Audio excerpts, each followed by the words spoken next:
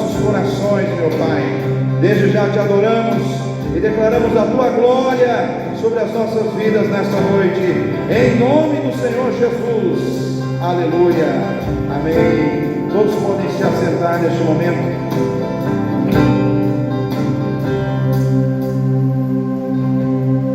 Louvado seja o nome de Jesus. O texto que eu quero estar lendo aqui nessa noite é um texto que fala do episódio ali da viúva, do filho da viúva de Naim, que foi ressuscitado por Jesus. Esse episódio é um episódio assim que mostra, que confronta a gente com aquelas situações onde as pessoas muitas vezes não têm participação alguma no milagre que ela recebeu. Sabe aquela situação em que tudo dependeu de Deus? E muitas vezes é assim na nossa vida, porque se depender da gente, nada acontece. Se depender das nossas forças, se depender da nossa fé, se depender da nossa busca, nada acontece. Mas louvado seja Deus, que existe um Deus que nos busca quando a gente não tem força para buscar Ele. Louvado seja Deus que nos olha, que nos vê, que nos contempla em situações em que nós achamos que tudo está definido pelo fracasso, pela derrota, pela impossibilidade, e de repente tudo muda. A impossibilidade some, a derrota é trocada pela vitória, e o fracasso é substituído pela vitória.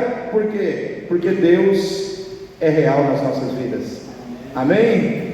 E aqui, irmãos, diz assim a palavra de Deus: e aconteceu, capítulo 7 de Lucas, versículo 11, e aconteceu no dia seguinte que ele foi à cidade chamada Naim, e com ele iam muitos dos seus discípulos e uma grande multidão. E quando chegou perto da porta da cidade, eis que levavam um defunto, filho único de sua mãe, que era viúva, e com ela ia uma grande multidão da cidade. E vendo-a, o Senhor moveu-se de íntima compaixão por ela, e disse-lhe: não chores. Chegando-se, tocou o esquife, e os que levavam pararam, e disse: jovem, a ti te digo, levanta-te. E o que fora defunto assentou-se e começou a falar, e entregou-o a sua mãe, e de todos se apoderou o temor, e glorificavam a Deus, dizendo: um grande profeta se levantou entre nós, e Deus visitou o seu povo, e correu dele toda esta fama por toda a Judeia e por toda a terra circunvizinha. Amém, queridos? No momento da nossa dor, no momento da nossa dificuldade, do nosso problema, no momento do nosso sofrimento, o que Jesus pode fazer? O que Jesus pode fazer por nós? Primeiro, Ele pode nos olhar com compaixão. Amém? Eu quero dizer para você, querido, no meio da sua dor, no meio do seu sofrimento, no meio da sua angústia, no meio do seu sentimento de perda, existe um Deus que pode olhar para a tua vida com compaixão. E isso faz toda a diferença. Diz a palavra de Deus que aquela mulher vinha saindo da cidade. Jesus já estava chegando nas portas da cidade, e aquela mulher vinha saindo, carregando ali naquele caixão o seu filho morto, e uma grande multidão ia com ela, e eles iam na direção do cemitério para enterrar aquele corpo, e ali seria sacramentada aquela situação. E aquela mulher que já era viúva, agora também ficaria sem filho. Seria uma mãe que deixaria, seria uma mulher que primeiro deixou de ser esposa e agora deixaria de ser mãe, e ficaria sozinha e à mercê da sociedade. Por quê? Porque uma mulher sem marido, uma mulher sem filho, numa sociedade onde somente o homem podia trabalhar e trazer o sustento para dentro da casa, aquela mulher ficaria desamparada. Mas eu quero dizer para você, querido, existe um Deus que não vai deixar a gente desamparado. Quando tudo está dizendo para nós que o desamparo está vindo sobre a nossa vida, que ficaremos desamparados, o Senhor muda tudo. Ele muda as coisas, Ele tira aquilo que aparentemente está vindo sobre nós para se estabelecer como algo ruim, negativo sobre a nossa vida. Ele chega para fazer a diferença, e isso tudo acontece porque Ele nos olha com compaixão. Diz a palavra de Deus que Jesus olhou para aquela mulher com íntima compaixão. Eu vejo assim, irmãos, que a compaixão de Deus é aquela virtude que flui do amor de Deus, que não permite que Deus fique passivo, que Deus fique inerte, que Deus fique indiferente ao propósito de fazer algo por aqueles que não podem fazer nada por si mesmos. Sabe aquelas pessoas que não podem mais fazer nada por si mesmas? Porque não conseguem, porque não tem força, porque não tem condição. Deus olha aquelas vidas e diz: não tem condição. Eles não têm condição, ele não tem condição, ela não tem condição, então eu vou fazer o que ele não pode. Quantos de nós aqui, irmãos, já fomos surpreendidos por Deus, porque não podíamos fazer, porque não tínhamos condição de fazer, e de repente aquilo que não podia acontecer, aconteceu, aquilo que não podia ser feito, foi feito, porque Deus fez. Muitas vezes nós olhamos para as situações da nossa vida, que nós julgamos como perdidas, que nós julgamos como situações que não tem mais como viver uma situação de mudança, mas eu digo que quando isso acontece, Deus é o momento que vira a chave, dizendo assim: agora chegou o momento de Deus ser Deus, agora chegou o momento de Deus trabalhar. É quando a gente não pode, que Deus pode. É quando a gente reconhece que não tem como, que Deus faz. A compaixão de Deus não permitiu, irmãos, que aquela mulher vivenciasse aquela perda. Jesus olhou para ela com compaixão. Foi a compaixão de Deus, irmãos, que fez com que o Senhor descesse a este mundo, porque Ele olhou para as nossas vidas perdidas no pecado. Ele olhou para a minha vida, para a vida do Carlinho, para a vida do Luiz, do Lourenço, de todos nós aqui, e Ele disse: não, eles não têm como fazer. Eles não têm como fazer nada por eles mesmos, então eu farei. Irmãos, as religiões, elas constroem uma ideia de que o homem ele pode chegar até Deus pelos seus méritos, pelas suas obras, pelas suas boas ações, que o homem ele pode construir uma escada, degrau a degrau, com as suas boas obras, com as suas ações, baseadas no seu mérito, para um dia chegar a Deus, um dia, quem sabe, chegar onde Deus está. Essa é a ideia das religiões, é a construção de uma escada que chega a Deus através do mérito. A salvação de Jesus é diferente. A salvação de Jesus não é o homem construindo uma escada para chegar a Deus, é Deus descendo numa cruz para salvar o homem, é Deus descendo numa cruz para dizer: você não pode, você não tem condição, por isso eu vou descer para te salvar. Eu vou descer para fazer por você o que você não pode, que é pagar os seus pecados. Eu vou pagar por você, eu vou derramar o sangue pela tua vida. Esse sangue será o perfeito pagamento pelos seus pecados. Você não pode, eu posso. Foi a compaixão de Deus que fez com que Jesus descesse nessa terra, que fez com que Jesus pisasse nessa terra, que fez com que Jesus fosse crucificado naquela cruz, para que através do seu sangue derramado nós pudéssemos ter não somente a esperança, mas a certeza de vida eterna nele. Eu creio na salvação como uma certeza na minha vida, não porque eu mereço, não porque eu fiz por merecer, mas porque eu creio no que Jesus fez por mim. Amém, irmãos? Ele fez, está feito e não pode ser desfeito.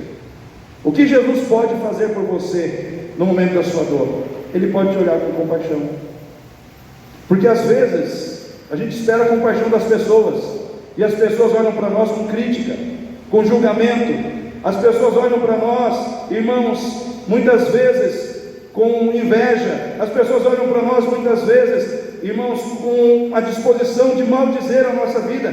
Mas Deus nos olha com compaixão, porque Ele sabe quem nós somos, perfeitamente Ele sabe quem nós somos por trás daquilo que é aparente.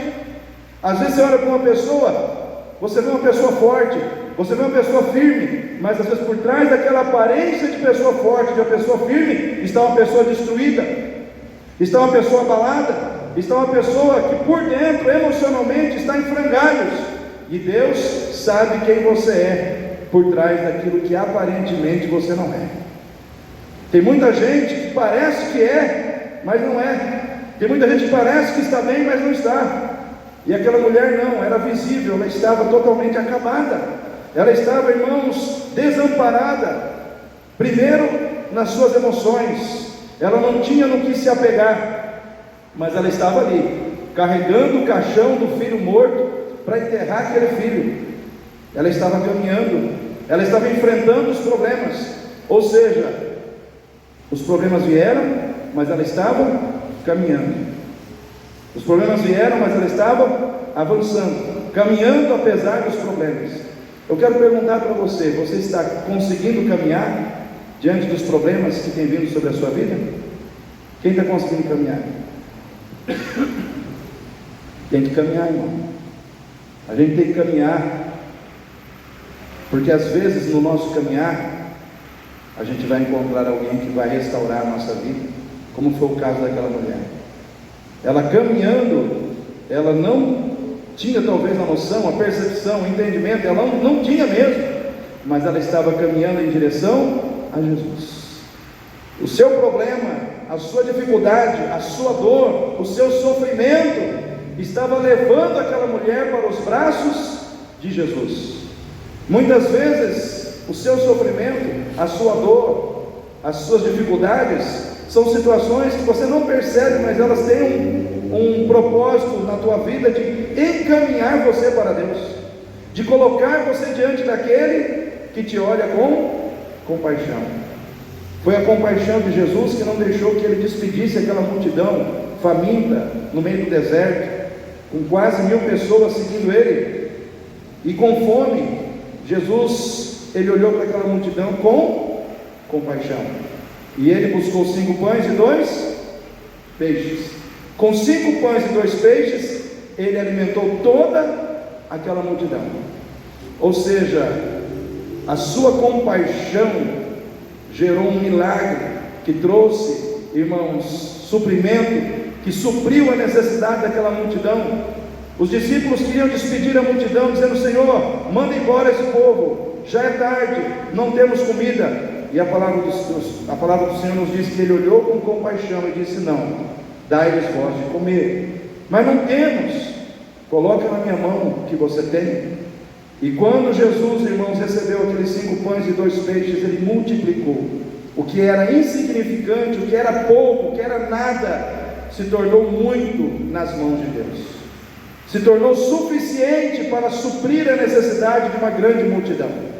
Então, às vezes, a gente acha que o que a gente tem é insignificante, que o que a gente tem é pouco. Coloca na mão de Deus e você vai ver que Ele vai transformar isso na sua vida. O que é pouco vai virar muito. O que não dá vai suprir, vai sobrar. Diz a palavra de Deus que sobraram 12 cestos. Eu imagino ali, irmãos, que era um cesto para cada discípulo, porque os discípulos foram trabalhar primeiro. A multidão se assentou para receber os pães e os peixes, e os discípulos foram servir. Ou seja, mas eles também precisavam comer. Enquanto eles estavam servindo, o Senhor estava trabalhando para entregar para eles o fruto do seu trabalho no final. Sirva primeiro, que eu te sirvo depois. Me sirva, porque enquanto você me serve, eu estou trabalhando para te abençoar. Amém, igreja? Enquanto você está aqui servindo a Deus, Deus está trabalhando para abençoar a tua vida. Deus está trabalhando para trazer até você o que você precisa. Foi a compaixão de Jesus que não deixou aquele povo sair dali faminto, que não permitiu que aquele povo saísse dali com fome. Foi a compaixão de Jesus que não permitiu, irmãos, que aquele endemoniado gadareno continuasse endemoniado, preso aos sepulcros e atormentando as pessoas daquela cidade. Diz a palavra de Deus que ele atravessou o mar da Galileia para ir lá e só libertar aquele homem. Isso chama-se compaixão. No meio da sua dor, no meio do seu sofrimento, no meio das suas necessidades, no meio do seu problema, o que Jesus pode fazer por você? Ele pode olhar para você com compaixão. Ele pode olhar para a tua vida com compaixão. E foi o que ele fez com aquela mulher. Aquela mulher saindo da cidade, ele olha para ela com compaixão. E ele reconhece que ela não poderia fazer nada, e ele resolveu fazer por ela o que ela não podia fazer por ela mesma. Tem alguma coisa na sua vida que você entende que não pode fazer por você mesmo? Tem alguma coisa na sua vida que você entende que pelo grau de dificuldade que há nessa situação é algo que está fora do alcance das suas mãos? Tem algo na sua vida que você entende que você já tentou resolver, mas não conseguiu? Eu quero dizer para você, existe um Deus que pode fazer. Existe um Cristo que pode fazer. Existe um Cristo que pode operar aonde ninguém pode. Existem coisas na nossa vida que só Deus faz, irmãos. E nós temos que entender isso. É só Ele. E se não for Ele, não vai ser feito, né? Mas nós precisamos fazer como aquela mulher, caminhar na direção onde está Jesus, encontrar-se com Jesus, deixar Jesus nos olhar com compaixão, permitir que Ele nos visite. Amém, igreja? No meio da sua dor, no meio da sua dificuldade, o que Jesus pode fazer por você? Ele pode trazer uma palavra. Ele pode trazer uma palavra que vai remover da sua vida o seu choro, que vai remover da sua vida o seu sofrimento. Ele pode olhar com compaixão, mas Ele também pode trazer uma palavra que vai trazer no seu coração aquilo que precisa vir como promessa de Deus, para tirar do seu coração, para tirar da sua vida o seu choro. Diz a palavra de Deus que aquela mulher chega diante de Jesus, Jesus olha para ela com compaixão, e em seguida ele emite uma palavra, ele diz: não chores. Não chores, mulher. Naquele momento, irmão, Jesus, ele estava dizendo para aquela mulher não chorar. Mas talvez alguns falam assim: mas como que ele fala para não chorar? Ela perdeu o filho. Ela tinha o direito de chorar, ela tinha o direito de lamentar. Mas aquela palavra de Jesus não era uma palavra de insensibilidade à sua dor, à sua perda. Não, era uma palavra profética, irmãos. Porque Jesus, ele sabia quem era aquela mulher. Jesus sabia o que estava acontecendo na vida daquela mulher. Mas acima de tudo, Jesus sabia quem Ele era e o que Ele podia fazer por ela naquele momento. Eu quero dizer para você nessa noite: Jesus, Ele sabe quem você é. Ele sabe qual é o seu problema. Ele sabe a dimensão da sua dor. E Ele pode dizer para você: pare de chorar. Não porque Ele está insensível ao que você está passando, mas porque Ele está dizendo para você que Ele vai fazer algo que vai trazer uma solução, que você não vai precisar chorar mais. Amém? Era isso que Jesus estava dizendo. Pare de chorar, por quê? Porque o motivo do seu choro acaba hoje. Porque o motivo do seu choro vai acabar hoje. O que está te fazendo chorar não será mais motivo de choro, será motivo de alegria. Aquela situação que nos faz chorar, olha só como é que Deus é tremendo, irmãos. Ele pode pegar aquilo que nos faz chorar e transformar em algo que vai nos fazer sorrir. A mesma situação que te faz chorar pode ser a mesma situação que vai te fazer sorrir. Consegue entender isso? Ele pode pegar uma situação que hoje é causa de choro e mexer naquela situação e fazer dessa situação a causa da sua alegria. O que está te fazendo chorar hoje? Pastor, o meu casamento está me fazendo chorar. Pois é. Mas Jesus pode estar dizendo para você hoje que você vai dar muita risada do casamento que você está vivendo. Porque, irmãos, porque nem tudo que é, ou nem tudo aquilo que está como está, vai ficar como está, quando Jesus se dispõe a trabalhar, quando Jesus se dispõe a agir naquela situação. Pastor, o que está me fazendo chorar? Meu filho, fora da igreja, distante de Deus. Pois é, mas amanhã você pode estar se alegrando com esse filho. Por quê? Porque nem tudo que está como está vai ficar como está, se Jesus trabalhar nessa situação. Por que você está aqui hoje? Porque você acredita que existe um Deus que pode trabalhar nas situações da sua vida, sim ou não? Sim ou não, irmãos? É o culto de libertação, é uma proposta. Busque a Deus para que Deus possa te libertar, né? A libertação, ela acontece em vários níveis. Você canta, Deus te liberta. Você ora, Deus te liberta. Você recebe a palavra, Deus está te libertando. Conhecereis a verdade? A verdade vos libertará. Existe uma libertação que vem da palavra, existe uma libertação que vem do louvor, existe uma libertação que vem da oração. Em todos os momentos existe um Deus que está te libertando. usando situações diferentes, mas te libertando de um entendimento errado, te libertando de um sentimento errado, te libertando de cadeias espirituais que possam estar aprisionando o seu coração. Irmãos, tem uma frase que diz que a unção quebra o jugo, e o louvor liberta. Louvor liberta. O louvor é libertador. Eu passei vários momentos da minha vida assim de dificuldade, em que eu me levantei cantando, eu me levantei louvando ao Senhor, né? Eu me lembro quando meu irmão foi morto, 5 tiros no peito, e aí eu tive que cuidar dos meus pais nessa época. Foi um momento muito difícil para mim. Eu sempre lembro dessa situação, porque meu irmão era o caçula, eu sou o mais velho, eram somente 2 irmãos, eu e ele.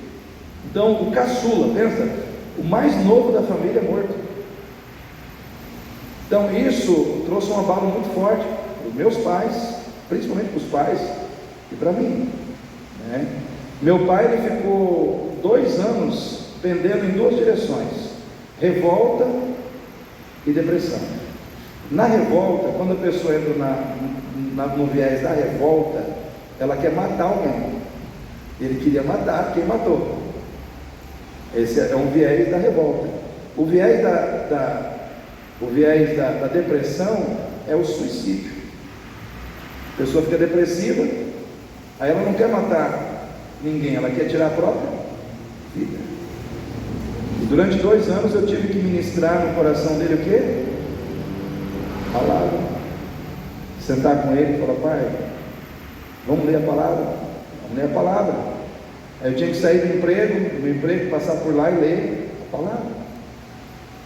E deixar Deus trabalhar no coração dele, para tirar do coração dele todo o sentimento de morte que aquela situação o inimigo usou para colocar no coração dele. Depois de 2 anos, Deus o libertou, mas foi um processo de 2 anos.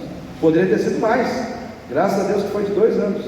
Aí depois de 2 anos eu falei: agora chegou a prova final, você vai liberar perdão sobre a vida de quem matou o seu filho, né? Olha aí, 2 anos atrás ele jamais faria isso, mas depois de 2 anos ele orou e liberou perdão. Por quê? Porque Deus liberta, porque Deus é um Deus que liberta, porque Deus é um Deus que transforma. Então, durante um tempo, a vida dos meus pais foi assim, motivo assim de choro, de tristeza, por ver como eles estavam. Mas depois que Jesus operou, se tornou alegria. A alegria voltou, a tristeza saiu, a amargura saiu, o ódio saiu, entrou amor, entrou alegria, entrou a paz. Por quê? Porque Jesus operou. E eu quero dizer para você, aquele mesmo Jesus que operou na vida dos meus pais, que operou aqui na vida dessa mulher, Ele quer operar na sua vida hoje. Ele quer trabalhar no seu coração, nas suas emoções, porque talvez você também esteja precisando ser restaurado de dentro para fora. Existem situações da sua vida que estão te amargurando por dentro, que estão te entristecendo por dentro, e Jesus, Ele pode trazer uma palavra que vai mudar a sua vida. Ele trouxe, antes dele fazer um milagre, Ele trouxe uma palavra: não chores. Começou pela palavra. Aquela situação terminou em milagre, mas começou com uma palavra confrontando a tristeza, o choro daquela mulher. E muitas vezes, queridos, nós temos que estar na casa de Deus para que Deus lance uma palavra que vai confrontar o nosso coração, para que Deus coloque uma palavra na nossa vida que vai abrir os nossos olhos, para que Deus coloque uma palavra na nossa vida que vai estancar o nosso choro, que vai fazer a gente acreditar que é possível viver de modo diferente. Mas você precisa estar onde? Na casa de Deus. Você precisa estar onde? Aonde Deus fala com você. Porque hoje em dia nós temos uma dificuldade muito grande de ouvir o nosso Deus. Estamos dando ouvido demais para aquilo que tem importância de menos na nossa vida. Ouvimos demais, irmãos, televisão, ouvimos demais, irmãos, as pessoas que muitas vezes não tem nada a ver com Deus, e não tem nada de Deus na vida, e nós damos muita atenção ao que essas pessoas dizem. Eu quero dizer para você: ouça a voz de Jesus. Ouça a voz de Jesus. É ouvindo a Cristo que o nosso coração vai se encher de fé em Cristo, para que Ele possa fazer o milagre que a gente precisa receber.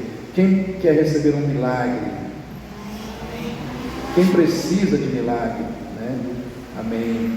Tudo começa pela sua capacidade de crer que na sua dor Ele pode, primeiro, te olhar com compaixão. Segundo, Ele pode liberar uma palavra que vai mudar a sua história. Amém, queridos? Terceiro, na sua dor, o que Jesus pode fazer por você? Ele pode tocar você com poder. Amém? Ele pode te tocar com poder. Quem quer ser tocado pelo poder de Deus aqui nessa noite? Imagina você ser tocado pelo poder de Deus, irmãos. Tem um canto que diz: eu vejo a glória do Senhor hoje aqui, a sua mão, o seu poder sobre mim.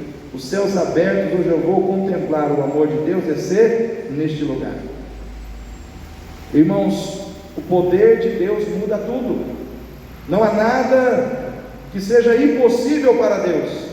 A palavra de Deus diz que tudo é possível àquele que crê, porque para Deus não há impossíveis. A fé, irmãos, é a chave que abre a porta para que Deus possa remover as impossibilidades da nossa vida. Eu gosto muito daquele pai. Quando eu falo desse pai, eu estou falando do episódio que está registrado ali em Mateus capítulo 17, quando Jesus desce do monte da transfiguração. Está lá um pai desesperado com seu filho, que é tomado por um demônio, que colocou epilepsia no rapaz. Ora joga ele na água, ora joga ele no fogo, e aí ninguém podia fazer nada por aquele jovem. E aí Jesus desce, e aquele pai se ajoelha diante de Jesus e diz: Senhor, o Senhor pode fazer algo por nós? E Jesus responde com uma pergunta: se tu podes crer, tudo é possível aquele que crê. O Senhor pode, Jesus diz, você pode crer? Se você crer, tudo é possível aquele que crê. Aí aquele pai, irmãos, eu gosto dessa parte, dessa humildade. Ele diz: Senhor, eu creio, mas me ajuda na minha incredulidade. Ou seja, me ajuda, Senhor Deus, ó Pai, a vencer a minha falta de fé. Ou seja, ele cria, mas ele não tinha fé suficiente no seu coração, e ele admite isso para o Senhor. Talvez em função de estar desgastado com aquela situação, de estar sempre socorrendo o filho. Imagina você como pai, toda hora está socorrendo um filho que cai na água, ou que cai no fogo, e ele já tinha levado aquele filho para os discípulos de Jesus orar, e eles não conseguiram resolver. Talvez no coração dele ele estava abatido na sua fé. Por quê? Porque passou por um ciclo de situações onde ele tentou e não conseguiu. Quantos aqui já passaram por essa situação, como se fosse um ciclo, onde você tentou e não conseguiu? Quantos já passaram por isso? Levanta a mão. Ok. Aquele pai também passou. Só que ele não desistiu de continuar tentando. A sua vitória está na sua perseverança.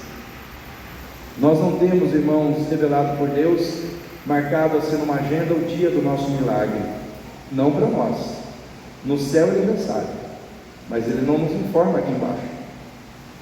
E o que a gente tem que fazer até que esse dia chegue? Continuar insistindo, continuar buscando, continuar perseverando. E aquele pai, ele se abre para Jesus, e Jesus então chama aquele filho e resolve aquela situação. Ele tocou, ele mexeu na vida daquele rapaz, né? E aqui, irmãos, depois de Jesus olhar com compaixão para a mulher, depois de ele liberar a palavra, ele toca no morto. Irmãos, naquela época ninguém podia tocar no morto, porque olhando pelo prisma da religiosidade, irmão, judaica, Todo aquele que tocava no morto ficava impuro. Por quê? Porque nenhum poder humano podia fazer frente ao poder da morte. Nenhum poder humano poderia reverter a morte de alguém que havia morrido. Ou seja, a morte prevalecia, o poder da morte prevalecia sobre o poder humano. Então quem tocasse no morto seria considerado impuro. Porém, Jesus não tinha dificuldade nenhuma com isso. Por quê? Porque nele não estava o poder humano, nele estava o poder de Deus.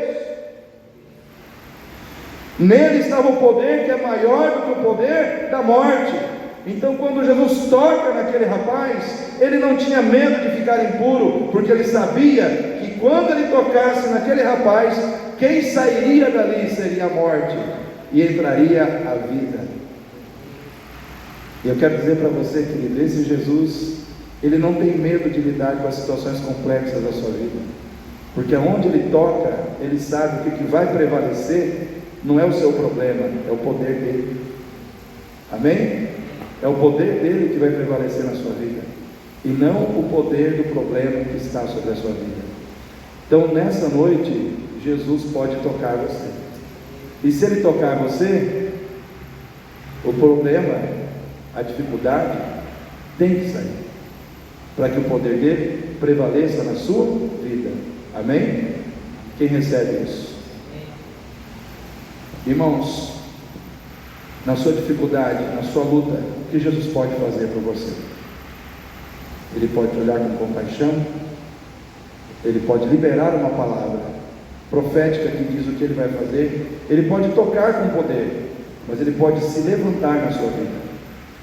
A palavra de Deus diz que Jesus se levantou na vida daquela mulher, e todos olharam ali e disseram: um grande profeta se levantou entre nós. Ele se levantou para mudar a sorte daquela mulher, ele se levantou para dar àquela mulher um novo rumo na sua vida, ele se levantou para fazer com que aquela mulher não mais caminhasse na direção do cemitério, mas voltasse a caminhar em direção à sua casa. Ele se levantou para mudar as coisas. E eu quero dizer para você nessa noite, Jesus está se levantando na sua vida hoje, e aonde Jesus se levanta, os problemas são resolvidos. Aonde Jesus se levanta, irmão, a tristeza é trocada pela alegria. Aonde Jesus se levanta, a tragédia vai embora e o milagre entra em cena. Jesus se levantou ali para que o milagre, a alegria, e a solução prevalecesse onde havia problema, tristeza e tragédia.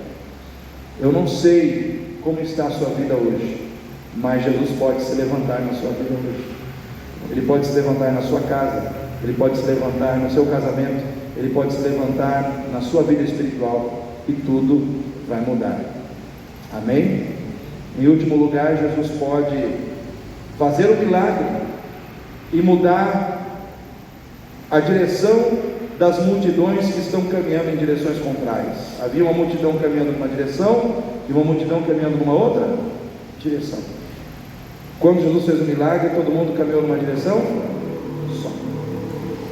Em outras palavras, Jesus fez com que qualquer conflito ali que houvesse, de pessoas caminhando em direções opostas, terminasse. Aonde Jesus opera, os conflitos cessam, as contendas vão embora e o amor prevalece. A unidade é consolidada onde há divisão, Eu não sei como estão os relacionamentos de vocês, mas se tem gente caminhando em direção contrária aqui, em nome de Jesus eu quero declarar que isso vai acabar hoje. Quero declarar isso em nome de Jesus.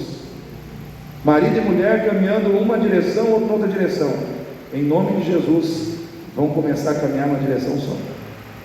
Famílias onde uns estão caminhando numa direção e outros caminhando numa outra direção, eu quero declarar hoje que vai haver unidade, que todos vão caminhar numa direção só, porque essa é a vontade de Deus para nós, que estejamos unidos e caminhamos numa direção única, não na direção que aponta a tristeza, a morte, a derrota, mas na direção que aponta o milagre, a vitória, a alegria e a exaltação de Cristo em nossas vidas. Porque acima de tudo, irmãos, ali naquele dia, Cristo foi exaltado. Ele foi exaltado. Imagina a alegria do coração daquela mulher, imagina a alegria daquele jovem que estava morto. Eu imagino, irmãos, que eles abraçaram a Jesus. Eu imagino que eles levaram Jesus para casa e que toda aquela multidão foi com Jesus. Isso não está na Bíblia.